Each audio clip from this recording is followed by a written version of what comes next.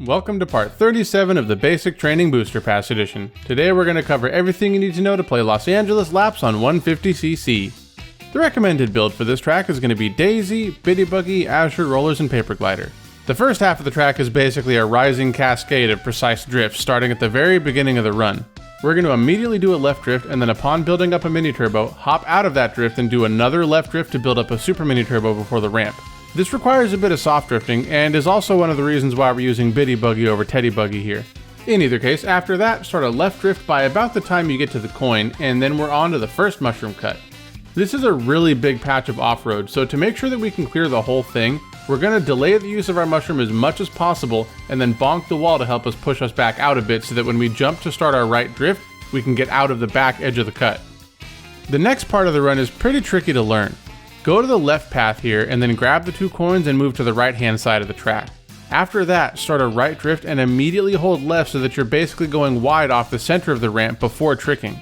This setup helps put us in a good position to drift around the bottom of the half pipe while grabbing all 3 of the coins there. Finish up this part of the track by doing a left drift off the edge of the half pipe, shrooming through the shortcut, and then taking the turn as tightly as possible. Now, it's important to point out that the path we need to take around this section of the track in time trials is actually pretty slow. There's an alternative strategy that you can use here where you take the right-hand path and then drift off the ramp to build up a super mini turbo before taking the cut. It's about half a second faster than the path that we just went over in detail, but as you might have guessed, the problem is that we're missing out on a whopping 5 coins by doing so. However, unless you're in first place, it's highly unlikely you'll actually be able to get all these coins. So again, when playing online, just do this strategy instead. Moving on, once we get to the city proper, we've got some more unintuitive drifting where after building up the super mini turbo, we're going to left hop into left drift and follow it up with a bit of snaking to grab the coin here.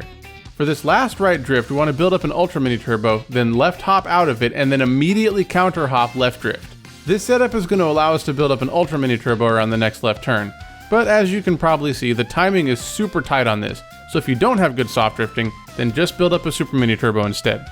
From here on out, things are fairly straightforward. When coming into this apartment complex, we're going to do a wide left drift to build up a super mini turbo around this turn, and then right hop into left drift to mini turbo trick off the ramp.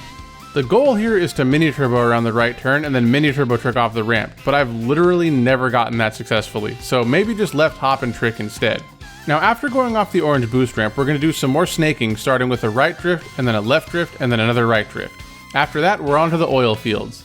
Once we make it around the first hairpin turn, we've got another split path decision to make. The glider path has a couple of boost rings, and also has some items if you're playing online, but as it turns out, the bottom path is actually quite a bit faster here. Coming up on the end of section 3, to finish up the run, we're going to mushroom through the penultimate shortcut and then take the final shortcut shroomless by drifting up the curb. This is way less precise than it looks, so you should be able to figure it out fairly quickly. The world record is pretty much just a cleaner version of my run, albeit with a couple of additional mini turbos, so let's talk about the track a bit more while checking out my current personal best. And as always, if you found the video helpful, don't forget to drop a like and a comment to let me know, since this helps the video get spread to more people. Thank you very much for that. So, Los Angeles laps.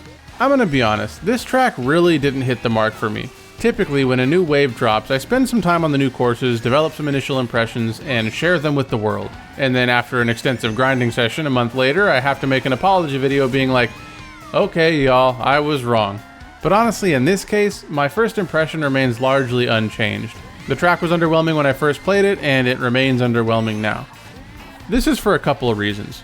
For one, being a SoCal native, one of my biggest gripes is that this track just does not succeed in capturing the essence of Los Angeles. Apart from a fleeting glimpse of the Santa Monica Pier, there's very little that actually screams LA here. I mean, let's be honest, if I were to ask you all to picture it in your minds, how many of you all would really think about the Inglewood oil fields? You know, it does come up time and time again though, traffic. And look, Lord knows I'm usually not a fan of traffic-heavy courses, but if there were ever a track that was just begging for a chaotic swarm of vehicles to be on it, it's an LA track. This unrecognizability of LA extends to the music as well, which just feels to me like a generic and forgettable beach theme. Honestly, generic and forgettable is kind of the core of my issue with this track, and that's just as much about the track design as it is the vibe.